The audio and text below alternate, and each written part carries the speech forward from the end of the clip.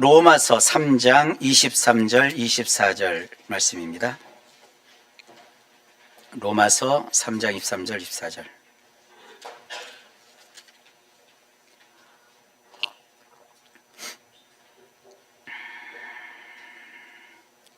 자, 우리 주의 말씀을 함께 합독합시다. 시작.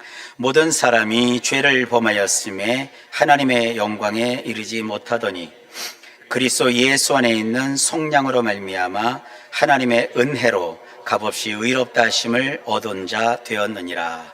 아멘. 기도합니다. 주님, 오늘도 우리에게 말씀하옵소서. 예수님 이름으로 기도하옵나이다. 아멘. 저는 요즘 로마서에 푹 빠져서 살고 있습니다. 8주 동안에 기획을 해가지고 복음의 진수인 로마서 산책이라는 주제로 설교를 쭉 진행하고 있는데 오늘은 두 번째 시간입니다. 오늘의 제목은 값없이 스며드는 봄볕, 칭의라는 주제로 제목으로 하나님 말씀을 증언하려고 합니다.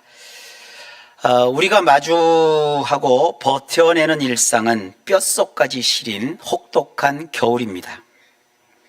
중동전쟁의 여파와 치솟는 환율의 파도는 우리의 밥상머리와 일터를 꽁꽁 얼어붙게 만들었습니다. 자금난을 버티지 못하고 법원에 파산을 신청한 기업이 지난해만도 2,200곳을 넘어서면서 역대 최고치를 기록했습니다. 무려 98만 명이 넘는 자영업자가 눈물을 머금고 가게 문을 닫았고 거리마다 쓸쓸히 임대 문의가 나붙고 있는 현실입니다. 벼랑 끝에 몰린 가장들의 깊은 한숨과 보이지 않는 곳에서 눈물을 삼키며 하루를 버텨내는 성도들의 굽은 어깨를 볼 때면 참으로 가슴이 먹먹해집니다. 그런데 이 뼈시린 삶의 한파는 2000년 전 로마 교회 성도들의 일상과도 너무나 닮아 있습니다. 당시 로마 교회의 성도들은 언제 불이 날지 모르는 빈민가 아파트, 그걸 인슐라라고 하거든요. 영어로는 인셜라라고 하고요. 그 빈민가 아파트에 웅크리며 살던 일용직 노동자와 빈민들이 대부분 교회 교인들 상황이었어요. 장사를 하려고 하면 길드라고 하는 상업조합에 가입을 해서 먼저 우상신전에 절을 해야만 했습니다. 그러나 예수를 주님으로 모식으로 결단한 성도들은 그런 우상숭배를 할 수가 없죠. 우상숭배를 단호히 거부합니다. 그 결과로 그들은 조합에서 쫓겨나야 했고 만성적인 실업과 굶주림이라는 지독한 경제적 한파를 온몸으로 견뎌내야만 했습니다. 거대한 제국의 시스템 속에서 아무리 발버둥을 치면서 내 힘으로는 아무리 애쓰고 힘써도 당장 내일의 빵을 보장할 수 없는 막막함, 그것이 2000년 전 로마에 살고 있던 예수 믿는 분들이 겪었던 어려움이었습니다. 경제적 벼랑 끝에선 오늘 우리의 한숨과 2000년 전 로마 성도들의 한숨은 소름 돋도록 비슷한 닮은 꼴입니다. 그런데 바울은 눈에 보이는 이 얄팍한 환경의 겨울을 넘어서 인간 존재의 가장 깊은 곳에 또아리를 튼 근원적인 존재의 겨울로 우리의 시선을 확 잡아 끕니다. 그러면서 로마서 3장 23절 오늘 본문에서 모든 사람이 죄를 범하였음에 하나님의 영광에 이르지 못하더니, 바울은 통장의 파산보다 더 끔찍한 비극이 우리 영혼의 잔고가 완전히 바닥난 영적 파산 상태라고 진단을 합니다. 성경이 말하는 죄가 무엇일까요? 원어로는 하마르티아라고 하는데 이 하마르티아는 화살이 관역을 빗나간 상태를 뜻합니다. 이것은 단순히 거짓말을 하거나 남의 물건을 훔치는 그런 윤리도덕적 일탈이나 죄가 아닙니다. 생명의 근원이시며 온 우주의 주권자이신 하나님이라는 절대 관역을 완전히 벗어나 버린 상태, 좀 더 쉽게 얘기해서 궤도를 이탈하여 방황하는 떠도는 존재가 되었다는 뜻이에요. 지구가 태양의 궤도를 정상적으로 돌고 있을 때는 빛과 온기가 넘쳐나지만 만약 궤도를 단 1도라도 벗어나 우주 밖으로 튕겨나간다면 어떻게 되겠습니까? 지구는 빛도 온기도 없는 절대 빙하기를 맞이할 수밖에 없습니다. 죄로 말미암아 생명의 궤도를 이탈해버린 인간 역시 영원한 결핍과 지독한 추위에 시달리며 온 우주를 떠도는 얼어붙은 우주의 미아처럼 되어버렸습니다. 철학자 중에 쇼펜하우어라는 분이 있는데, 이 쇼펜하우어는 인간의 삶을 깊이 연구한 끝에 인간은 참 비참하다 그러면서 이렇게 얘기를 해요. 그저 인간은 결핍의 고통과 권태 사이를 영원히 오가는 시계추이다. 여기 결핍의 고통, 여기 삶의 권태, 행복 그런 건 없어요. 여기를 왔다 갔다 살다 보면 돈도 없고 친구도 없고 사람도 없고 기회도 없어서 고통스럽고, 뭔가 생긴 것 같으지만 좀 지나다 보면 또 권태롭고, 그러니까 고통과 결핍의 고통과 권태 사이를 그냥 왔다 갔다 하는 시계추가 이 비참한 인간의 모습이라는 거예요. 이런 비참함에 빠진 인간은 제 아무리 스스로 노력해도 그 시계추라는 굴레에서 벗어날 수 없고 그냥 고통, 권태 그 사이를 오고 갈 수밖에 없대요. 왜 그럴까요? 그 근원적 이유를 파스칼이라고 하는 철학자는 이렇게 또 얘기를 해요. 인간의 마음 속에는 오직 하나님만이 채울 수 있는 무한한 빈 공간이 있기 때문이라는 거예요. 그래서 아무리 인간이 스스로 애쓰고 힘쓴다고 해도 그 공간을 채울 수가 없으니까 스스로 결핍의 고통과 권태 사이를 오가는 시계추처럼 허망하게 인생 비참하게 살 수밖에 없다는 거예요. 여러분, 이 빈 공간을 채워보려고 현대인들도 몸부림을 칩니다. 가만 보면 SNS, 가장 화려한 일상을 SNS에 사진 올려서 그걸 막 장식하죠. 식당 가면 흔히 볼 수 있어요. 요즘 가족들과 식당 가갖고 먼저 밥부터 먹으면 큰일 나잖아요. 누군가 대장이 사진을 다 찍어요. 그리고 올려놔야 돼요. 그거 왜 올려요? 그걸 보고 사람들이 인정해주고 좋아요 그걸 막 눌러줘요. 어떤 사람은 좋아요 사진을 올려놨는데 좋아요가 하나도 안 붙어서 그것 때문에 스트레스를 또 받아요. 하나님의 영광이 떠난 자리에 돈이라는 가짜 신을 모시고 통장 잔고를 채우려 영끌을 하고 주식에다가 영혼을 갈아 넣습니다. 남들보다 뒤처지지 않으려고 무한 경쟁의 쳇바퀴 속을 내달리다가 결국은 그 흔한 말 번아웃이 돼버려요. 쓰러지고 맙니다. 이것이 하나님의 영광에 이르지 못하더니라는 이 선언이 폭로하는 우리의 진짜 얼굴입니다. 스스로는 이 무한한 결핍의 겨울을 결코 끝낼 수 없는 완벽한 무능, 철저한 파산 상태가 바로 우리 자신입니다. 그 참혹한 상태를 일컬어 바울이 벼락같이 선언을 합니다. 모든 사람이 죄를 범하였으므로 하나님의 영광에 이르지 못하더니, 스스로 구원할 능력이 단 1%도 남아있지 않은 절망의 한복판에서, 그런데 바울은 찬란한 반전의 빛을 터뜨립니다. 24절입니다. 그리스도 예수 안에 있는 속량으로 말미암아 하나님의 은혜로 값없이 의롭다 하심을 얻은 자 되었느니라. 바울은 꽁꽁 얼어붙은 영혼에 쏟아지는 이 구원의 봄볕이 도대체 어떻게 주어지는지, 그 구원의 봄볕을 떠받치는 세 가지 기둥이 이 한 구절 속에 완벽히 담기도록 이 문장을 구성했어요. 첫 번째 기둥, 십자가 피로 지불된 맹렬한 대가인 속량입니다. 이 속량이라는 단어는 고대 노예시장에서 노예 해방을 위해서 누군가 대신 엄청난 몸값을 지불하는 행위를 뜻합니다.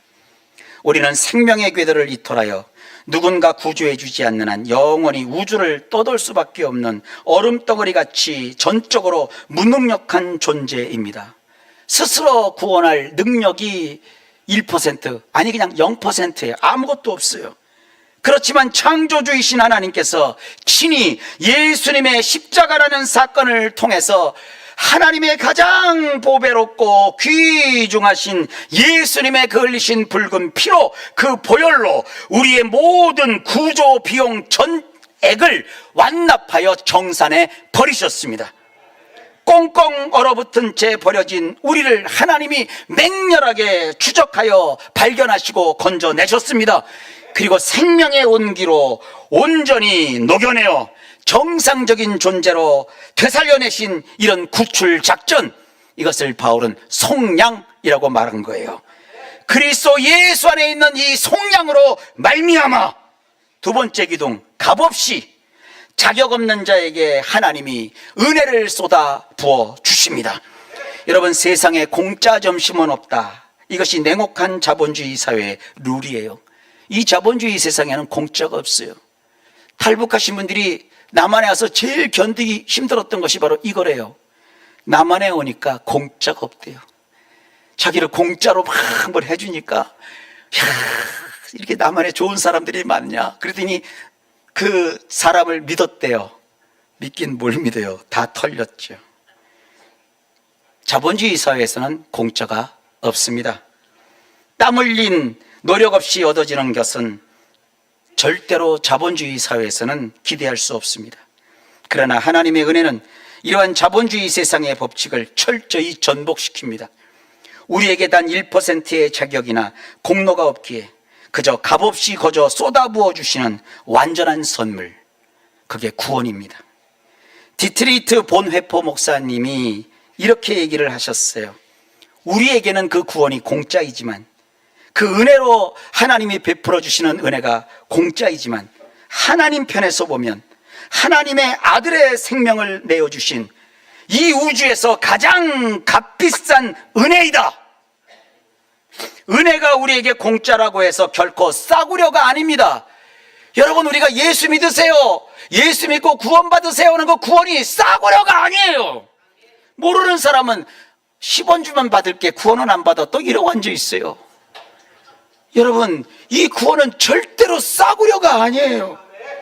하나님 편에서는 하나님의 하나뿐이신 하나님의 아들 예수 그리스도의 생명을, 온 우주에서 가장 비싼 대가를 우리를 사랑하시는 이유 때문에 하나님이 지불하신 거예요. 그리고 나서 우리를 하나님이 사셨다고요. 그 비싼 영원한 생명을 하나님이 우리에게 주실 때 무상으로, 공짜로, 값없이 주신 것입니다. 그래서 그런 종류의 내어주심을 가리켜 우리는 하나님의 은혜라고 부르는 거예요. 인간의 구원은 인간 본인의 그럴듯하고 정의로운 행동으로 바라내는 것이 아니라 하나님이 은혜로 거저 주신 것을 믿음이라는 빈손으로 수납할 때 비로소 받게 됩니다. 이 은혜가 궤도 이탈로 길을 잃고 방황하던 나를 찾아내고 꽁꽁 얼어붙은 우리 존재 자체를 완전히 녹여서 다시 살려냅니다. 내가 얼어붙었으니까 어떻게 녹여야 되느냐, 그거 걱정하지 않으셔도 돼요. 은혜로 다 녹여내셔서 죽을 날을 다시 살려주십니다. 세 번째 기둥, 그 속량으로 말미암아 하나님의 은혜로 값없이 의롭다 하심을 얻은 자가 되었느니라. 하나님의 심판 법정에서 최종 선고한 외부로부터 덮여오는 생명의 선언인 칭의, 세상의 종교나 자기개발서들을 보면 끊임없이 우리 내면의 변화를 요구하며 스스로 깨달음을 얻으라고 다그칩니다. 그러나 의롭다고 칭하여 주시는 이 칭의는 내 안에서 일어나는 심리적인 변화가 아닙니다. 철저하게 내 밖에서 외부로부터 내려지는 강력한 법적 효력이 있는 선언입니다. 그것도 단순한 법정이 아니라 하나님의 심판 법정에서 모든 변론을 종결하고 결심하여 내린 최종 선고 결과가 바로 칭의입니다. 종교개혁자 마르틴 루터는 이것을 복된 교환이라고 표현을 했습니다. 재판관한 시인 하나님 앞에서 우리는 실패와 죄로 얼룩진 누더기를 입고 사시나무 떨듯 서 있었습니다. 그런데 예수 그리스도께서 그 더러운 옷을 벗겨서 자신이 대신 입으시고 예수님의 입으셨던 그 눈부신 의의 겉옷을 우리에게 덮어 씌워 주셨습니다. 우주 법정의 재판관이신 하나님은 나를 덮고 있는 그 완벽한 겉옷을 보시고 선언하십니다. 나 인간 자체를 보신 게 아니라 나를 덮으신 예수님의 그 보배롭고 귀한 칭의의 옷을 보시고 주님이 이렇게 선언하십니다. 네가 치를 죄값은 이제 없다. 너는 무죄다. 그리고 영원토록 너는 내 존귀한 자녀이다. 이 확정 판결을 우리는 칭의라는 어려운 말로 칭하고 있습니다. 겨울 같은 삶의 자리에 모든 얼음을 녹이는 칭의의 따뜻한 봄볕이 내뿜고 있는 세 가지 빗줄기, 십자가 피로 완불하여서 나를 구출해내신 속량, 값없이 주신 가장 값비싼 은혜의 선물, 우주 최고의 법정에서 나를 향해 선고된 완전한 무죄 확정 판결인 칭의, 이 완벽한 은혜가 궤도를 이탈해 얼어붙은 나를 다시 살려내는 진짜 기적입니다. 주님의 십자가 은혜로 이제 더는 내가 치를 죄값은 없습니다. 나는 하나님의 법정에서 무죄 선고를 받은 진정한 의인, 영원한 하나님이 주신 진정한 자유인입니다. 이쯤 되면 누군가는 삐딱하게 묻고 싶을 거예요. 아니 무슨 칭의가 필요하고 무슨 기독교 종교가 필요해? 자기가 세상 종교를 다 연구해 보니까 누구나 다 보면 목사님도 그렇고 저쪽에 스님들도 그렇고 다 착하게 살라고 하고 양심껏 살라고 다 하더구만. 종교는 다 똑같이 그래요. 굉장히 아는 척 하시는데 훌륭하세요. 남한테 피해 안 주고 성실하게 살면 되는 거 아닌가? 그 복잡한 칭의라는 교리가 도대체 내 팍팍한 현실과 무슨 상관이 있단 말인가? 이렇게 묻고 싶을 거예요. 그런 물음 앞에서 우리는 단호하게 대답할 줄 알아야 합니다. 착하게 사는 것과 의롭다 하심을 받은 것은 차원이 다르다. 거대한 빙산에 부딪혀 침몰하고 있는 타이타닉호를 상상해 보십시오.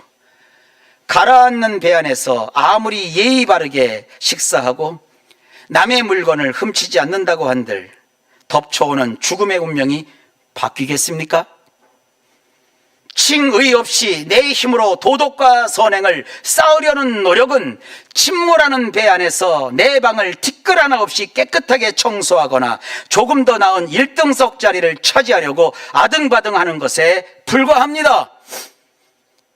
이 세상에서 학군 좋은 곳에 아주 널찍한 아파트를 그것도 빚 한 푼도 없이 온전히 내가 내 것으로 소유하여 가졌다고 한들 타이타닉호에 타고 있으면 뭐예요? 결국 주님 다시 오셔서 세상 종말이와 무너져 내리면 이 세상 무너져 내릴 때 그것도 다 무너져 내리는 거예요.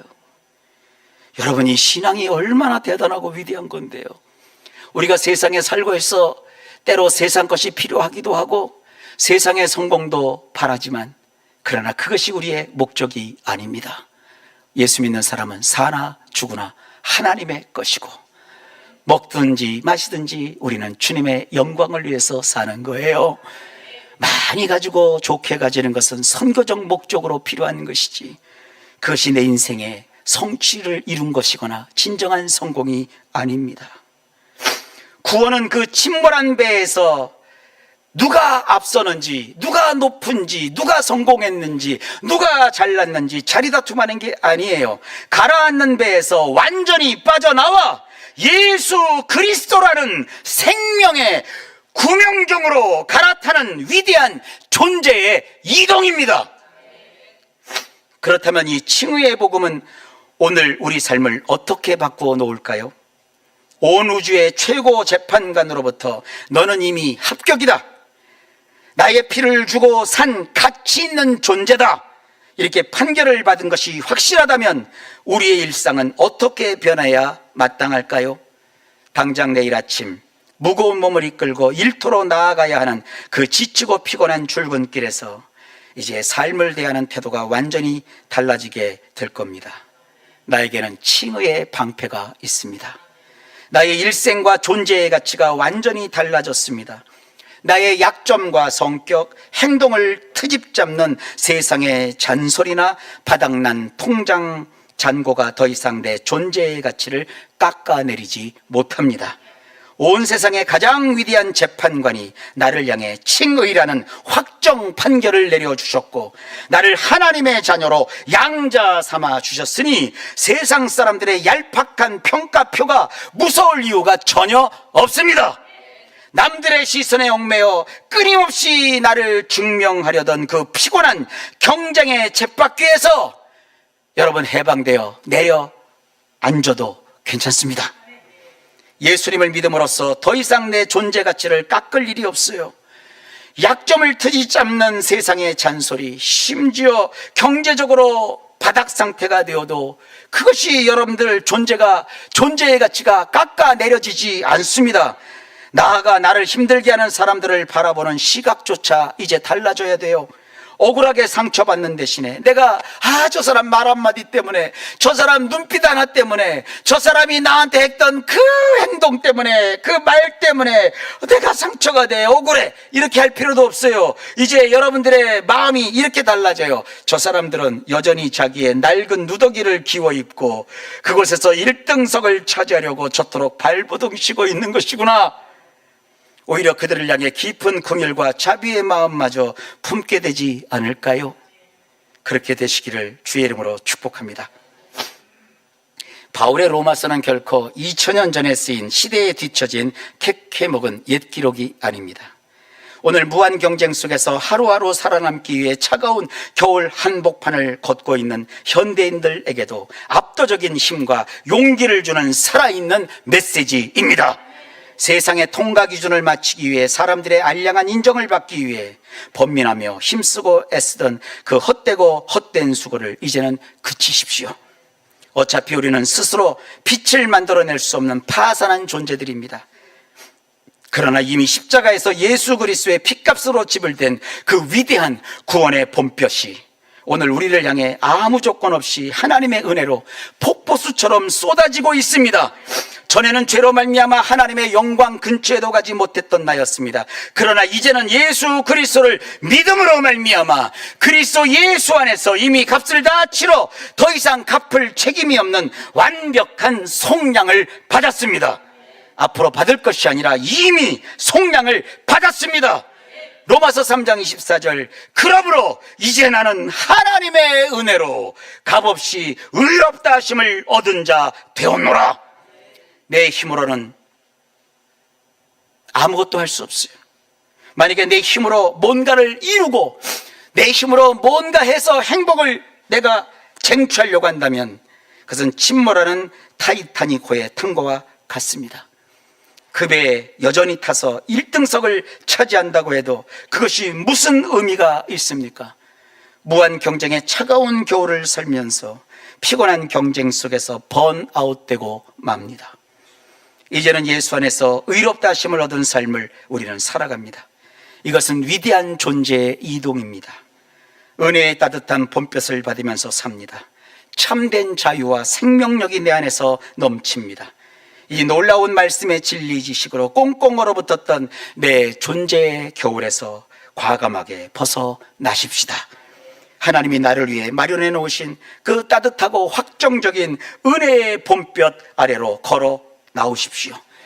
칭의가 주는 참된 자유와 생명력으로 거칠고 팍팍한 일상을 당당하고 넉넉하게 살아내는 진짜 살아있는 현실 속의 의인이 되기를 예수님의 이름으로 축원합니다. 기도합시다. 하나님, 로마서에 이런 위대한 메시지가 담겨 있음에 감사를 드립니다.